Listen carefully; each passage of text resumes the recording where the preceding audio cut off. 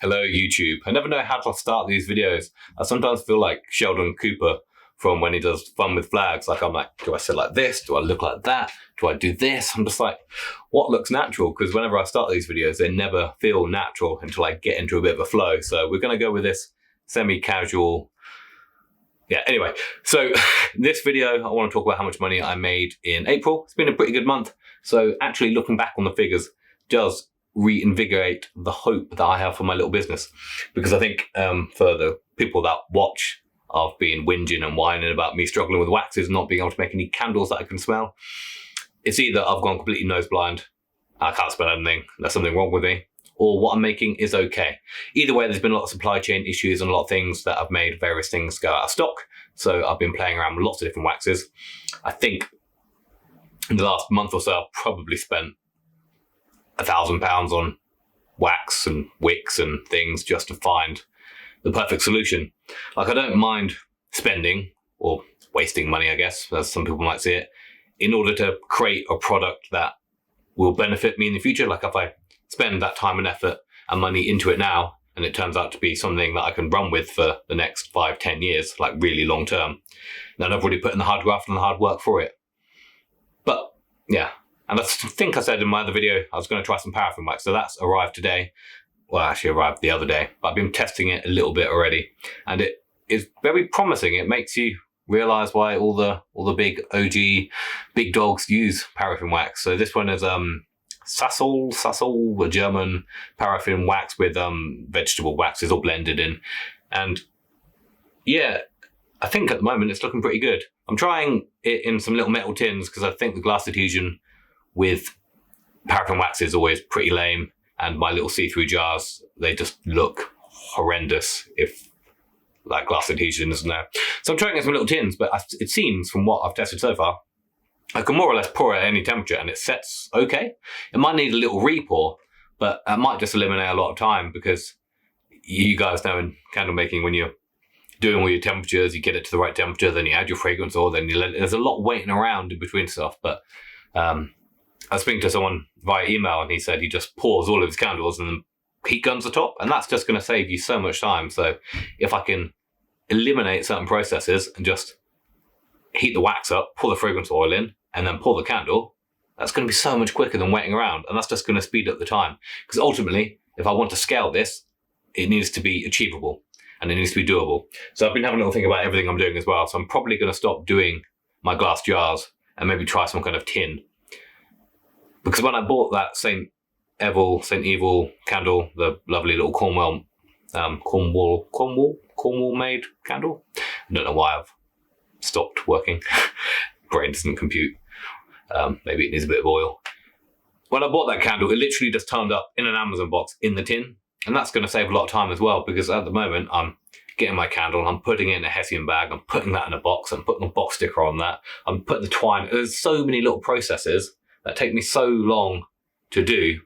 So not only is it pouring the candle, making the candle, it's the boxing. So if I can literally just make tins and send them straight to Amazon in a box and not worry about all the packaging and all the other things, it's going to save time and it's going to save money, because it's going to weigh less, it's going to be smaller. It's got me thinking. So I'm going to play around with a few things like that just for now. Maybe even some opaque vessels and just see how they look, whether I can sell something like that for a bit more money. I think I'm going to try and do quick, efficient, scalable, and just hit it hard and then push that out and then just see what sticks and just continue doing this until Christmas and see where we are. Because I think at the moment, as we get into the warmer months, it's not really candle season. So it means I could just make a load of these, get them all out, and then just see how it goes. And then keep up with my sort of brand, the sort of bookish idea and English themes. So I'm going to try and have a theme on each candle. It might even be a loose theme, so it might just be like a rose garden, and that's like a lovely little theme, rather than just doing something like lavender. If I was going to do a lavender one, I might do like the night sky or do a sweet dreams, if that makes any sense. I want to try and just give each one its own little unique personality. But anyway, that is kind of where we are with that. So let's jump to the shed screen. Now the waffle is out of the way, and I'll show you what we've been making, well, what we made last month in terms of cash money. So I think the shed screen should have loaded now. So last month in April, we had a pretty good month, to be honest. I didn't think I did this well. By the time I've added everything up, it's actually not bad. This is probably halfway to like matching my income as a full-time job. So we'll see how it goes. The only issue is I never seem to have any money because I'm constantly piling everything back in. I know I'm not making as much money back because I'm buying so many different waxes and doing so many different testings. I think once everything's streamlined, it will make sense and it'll work out on its own. But at the moment, I never seem to have money because I'm constantly buying stuff to test. So I'm hoping with a solid product, I can change that. Anyway, so Amazon, we did £2,273 gross, which is pretty good. Net profit from that is £712. And I think that margin on that was about 31%. So that's pretty good. I'm pretty happy with that. If I can keep a margin around 31%, including advertising, that's really, really good. It just means it's going to be scalable as well. So if I ever need to employ someone or do something like that, it means my margins are there. So if I can, even after all that, keep it between 20-25%, I've got a profitable business that would hopefully be enough to replace a job. And that was 131 units with 2 refunds, and I spent £156 on adverts. So I've sort of reduced the amount of adverts I've been doing. I've kind of taken it down a notch.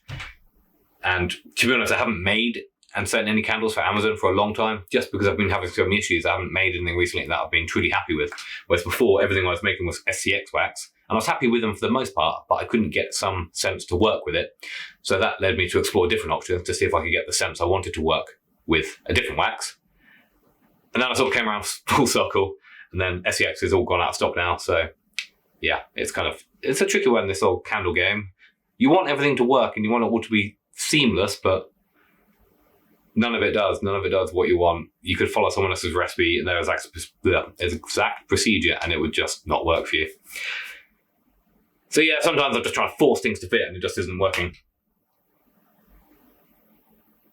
But yeah, so back to the adverts. Yeah, so £156 on adverts isn't too bad, to be honest. Haven't really pushed it because I knew I was going to have a bit of a rebrand and a bit of an update anyway. I was going to do the whole themed candles now, rather than what I've been doing before, which has been a lot of nice candles. And I think when I did these candles with those labels, I think I maybe went a bit too far with them. They look cool, but I think that looks a bit like blood dripping. It was supposed to look like wax dripping, but I think it's just a bit too much. And I think they did stand out, and I've done well on these, to be honest. But what has stood out better are some of my other labels, so that's what I've gone with as a whole thing. And then we go to the AdSense blog. That was £11.30. To be honest, I had a lot of articles, mostly done with AI. I did pay people to write a lot of articles because I wanted to try and create like a micro niche blog part of my website, which would help teach people about candle making and things, rank for lots of low competition keywords. It started off quite well. December was quite promising. I was getting 600 visits a day, which is really good. And that was making me about £30 a month at that point. But at the moment, every single month is going down. There's been some big Google updates. I don't know if anyone does websites or SEO, but basically Google's on self-destruct. If you Google anything, Reddit and Quora are basically the top results for anything. So it's hitting a lot of like website owners pretty hard. So I'm just going to leave that to slowly die. If it comes up, it comes up. We'll see. But I also applied for Mediavine Journey. So normally Mediavine needs 50,000 unique visitors a month for you to apply, which is a lot. The closest I was getting was about 12,000, but they've released a new one for smaller businesses, which is a 10,000 a month visitor. 10,000 visitors a month is what you need to average. So I've applied for that, and hopefully if I get in, I might make a bit more money from AdSense. Instead of £11 a month, it might be more like 30 to 50, but we'll see. We'll see what happens with that. It's taking a long time for them to process my website. And then YouTube, I'm really happy with that. That's £18.32. It's growing slowly. It's a painful process. I really like making the videos, and every video I make, I think, yes, that's going to be the next one that's going to skyrocket me to internet fame and money. But they're never quite there. And I don't really know what direction to go with it. Because I work full time, I don't have as much time as I would like to spend on all these projects. If I could, I'd just divvy them up day by day. So I'd spend like one day doing Instagram content, one day just filming and editing, one day making, I'd just spread it out. And that, I enjoy all of it, like making candles, websites and articles and videos and photography. I enjoy the whole process of all of it. I find it quite creative and quite rewarding. But I don't know what direction to go with the YouTube channel, because when I do like the fancier vlogs with all the cuts and all the footage, they take me bloody ages to make. And it's not that I don't enjoy it, it's just 4 or 5 hours of editing, getting the footage and putting it all together. Maybe even more than that. It might be about 10 hours for a video that gets like 300 views. So it doesn't seem like a very cost-effective use of my time. And it's not to say that they won't improve and get better, but I don't think YouTube is my full focus. I think if it was my full focus, I could pile all of my time and resources into it and just get better and better and better and better and reach more people. But it's maybe 20% of my time, 10% of my time, I don't know. So I think I might just start and just stick to these kind of videos, just talking head videos where I just talk about what I'm doing, talk about my candle stuff, just try and be authentic and relatable. And I think that's worked with a lot of you guys, all the people that left me lovely comments in the last video. So I think just being yourself seems to work. As you see a lot of stuff online, it's all very shiny and perfect and polished. That's not really my vibe. So I think I'll just keep going on this. I think maybe I'll try and do like a weekly vlog update where I just talk about what I've been doing, what's been working, what hasn't been working, and just pile that all into a video and just see where it goes. I think that makes more sense. I think the more I want to try and create these big Casey Neistat storytelling pieces, they're just never as good as what I imagine they would be by the time I've done it. Not to say I couldn't do it, but anyway, that's about YouTube. Affiliate income from Amazon, that was £17.34, which is pretty good. So either I'm getting more reach on my videos and people are buying a few things from the affiliate links down below, or sometimes I occasionally sell a few things on my websites through affiliate links there on a few blog articles that rank for certain things, something like heat guns. Sometimes I sell a few heat guns. I did a little review on that Amazon wax melter that I got. So there's a few bits on there, so that's certainly nothing to complain about. If that just builds slowly as my brand builds and my YouTube channel builds and other things build, then sweet, free money. And then Shopify, really happy with this one because I've been doing quite a lot on adverts and promoting my Instagram and spending a lot more time on there, which is also very time consuming. 1,029 gross, £411 net profit with 39 orders. So I think the previous month I did about 30. So to get up to 40 is really good. I've had so much lovely feedback on my candles on Instagram, and I think I've just hit the right target audience with what I'm doing. It just seems to resonate with people. So really pleased with that to build that up. And then that brings us to a gross grand total of £3,572.96, which is pretty good. And then a net revenue of £1,231.16. The only thing I haven't accounted for in there is Instagram ads, and I've probably spent 70 quid on Instagram ads in the last month. So yeah, that takes it down a bit. I'm just playing around with Instagram, Facebook ads and just seeing how it works. I think I was probably averaging 2-3 followers a day most days, and it has resulted in some sales, so it has been useful. But I think it feels like a lot of money spending 60 quid a month on adverts from Instagram. So I'm sure there's better ways to do it. It depends what direction I want to go in. But I think ultimately, for me and my sort of current circumstances, it's got to be Amazon, really. As painful as the Amazon platform is and how they have all the power, so if anything goes wrong, you are just screwed. So you can build up all your reputation, all your things, and with a moment's notice, they can stop paying you for any reason whatsoever. And it's almost impossible to get Amazon to even listen to you because it's all AI and it's all outsourced customer service. So you literally can't speak to anyone and you can't get anything done. So it's just horrible. But Amazon is the most efficient platform for me to sell, so I can make a load of candle tins, ship them all to Amazon, and then Amazon will deal with everything. And if I can just get my process down really efficient, streamline it, then I'm onto a winner. If I can make a product that resonates with the market and the marketplace accepts me, then it could all come out beautiful.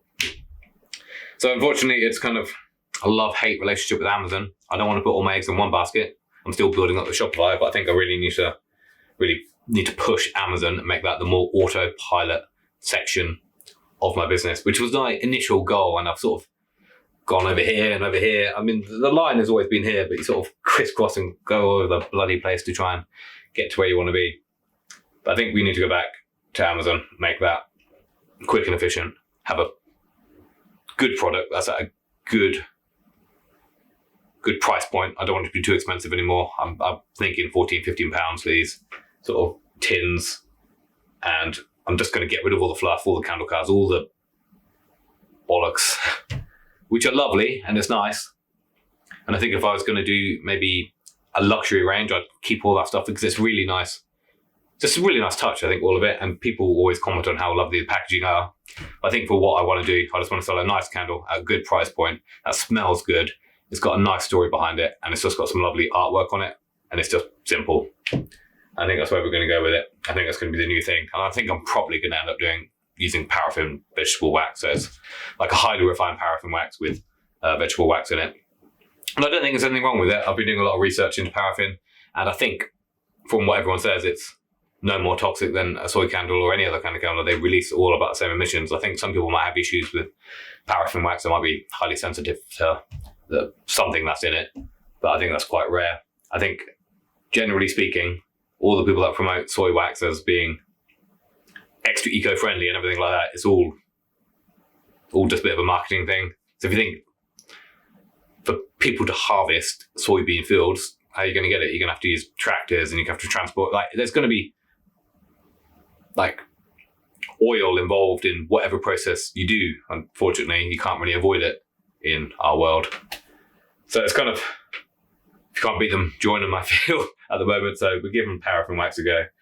I don't want to get too much into ecological things because I don't know that much about it. I've done a bit of research. I can argue my point. I'm sure it might upset a few other people, but whatever you're trying to promote is probably not as eco-friendly as you think. So, and even like the wicks you're putting in, they're probably coated in paraffin anyway. So yeah, it is what it is. It is what it is. But I think, yeah, for me to make my own path and forge my own way in life and do everything, got to do what I've got to do. So that's where we're going with this.